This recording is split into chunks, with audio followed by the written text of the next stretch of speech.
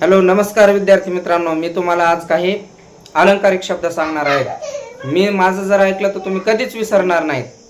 अष्टपैलू, सर्व गुण संपन्न, 11वा रुद्र, अतिशय तापट माणूस म्हणजे रागीट माणूस, अकलेचा कांदा, मूर्ख, अकलेचा खंदक, अत्यंत मूर्ख माणूस, अरण्यरुदन, ज्याचा उपयोग नाही अस्य कृत्य, अळवावरचे पाणी, फार काळ न टिकणारे, अक्षर शत्रू, निरक्षर, अडाणी, उंटावरचा शहाणा, मूर्खपणाचा सल्ला देणारा, उंबराचे फूल, दुर्मिळ वस्तू, क्वचित दिसणारी दुर्मिळ वस्तू, कर्णाचा अवतार, उदार मनुष्य, कर्णाचा अवतार उदार मनुष्य, कळसूत्री बाहुले, दुसऱ्याच्या तंत्राने चालणारा, कळसूत्री बाहुले, दुसऱ्याच्या तंत्राने चालणारा, कळीचा नारद, कळीचा नारद म्हणजे